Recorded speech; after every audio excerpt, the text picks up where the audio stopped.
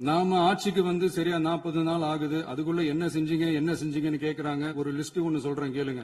பெண்கள் பாதுகாப்புக்காக சிங்கப்பெண் சிறப்பு படை, 200 யூனிட் வரை கட்டணமில்லா மின்சாரம், போதைப் பொருள் ஒழிப்புக்காக தனிப்படை, குறுவை நெல் சாகுபடியை ஊக்குவிப்பதற்காக 134.83 கோடி சிறப்பு தொகுப்பு திட்டம், வழிபாட்டு தலம், ஸ்கூல், பஸ் ஸ்டாண்ட், அதுக்கு பக்கத்துல இருக்கிற 717 மதுபான கடைகள் மூடப்பட்டன. அங்க வேலையில் இருந்தவர்களுக்கு வேறு கடைகளில் வேலை, கவனிக்கப்படாமல் விடப்பட்ட அம்மா உணவகங்கள் புதுப்பிக்கப்பட்டன.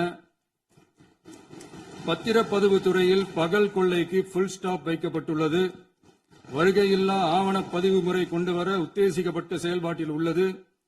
அரசு மற்றும் தனியார் மருத்துவமனையில் ஸ்கேன் மையங்களில் கருவுறுவதற்கு முன் மற்றும் பின் ஏற்படும் தவறுகளை கண்காணிக்கவும், மருத்துவ நிறுவனம் முறைப்படுத்தும் சட்ட விதிகள் பின்பற்றப்படுகிறதா என கண்காணிக்கவும், மருத்துவ மற்றும் ஊரக பணிகள் இயக்கத்தின் பயன்பாட்டிற்காக 40 புதிய வாகனங்கள் வழங்கப்பட்டுள்ளது.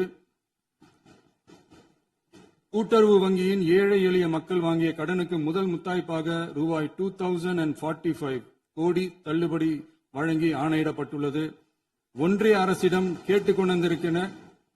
கேட்டுக்கொண்டதற்கிணங்க கடந்த 2 வருடமாக நிறுத்தி வைக்கப்பட்ட இருந்த ஜல் ஜீவன் மிஷன் திட்டம் புதுப்பிக்கப்பட்டு ஜல் ஜீவன் மிஷன் திட்டம் 2.0 நடைமுறைக்கு கொண்டு வரப்பட்டுள்ளது. 18,500 கோடி அளவில் உறுதியளிக்கப்பட்ட காஞ்சிபுரம் மாவட்டத்தில் மைய விரிவாக்க திட்டம், கோயம்புத்தூரில் மின்னணு பொருட்கள் மற்றும் மின்னணு அமைப்புகள் உற்பத்தி திட்டம் மற்றும் திருவள்ளூர் மாவட்டத்தில் காட்டுப்பள்ளி LNT கப்பல் கட்டும் தளம் விரிவாக்க திட்டத்திற்கு ஒப்பந்தங்கள் போடப்பட்டுள்ளன. அனைத்து நிர்வாக நடவடிக்கைகளும் மின்னணு முறையில் மாற்றம் கொண்டுவர நடவடிக்கை எடுக்கப்பட்டு வருகிறது. சட்டவிரோத கல்குவாரி மற்றும் அனுமதியின்றி கனிமங்களை எடுத்துச் செல்வது தடுக்கப்பட்டுள்ளது. பல்வேறு குவாரிகள் சீல் வைக்கப்பட்டுள்ளன. கனிமங்களை கண்காணிப்பது, எல்லைகளை நிர்ணயிப்பது மற்றும் ஆளில்லா விமானம் மூலம் அளவீடு செய்வது போன்றவற்றை செயல்படுத்துவதற்கான பணிகள் மேற்கொள்ளப்பட்டு வருகின்றன. அனைத்து துறைகளிலும் அலுவலர் தலையீடு இல்லாமல் லஞ்ச லாவண்யமற்ற தமிழகத்தை உருவாக்க அனைத்து நடவடிக்கைகளும் முடுக்கிவிடப்பட்டுள்ளது.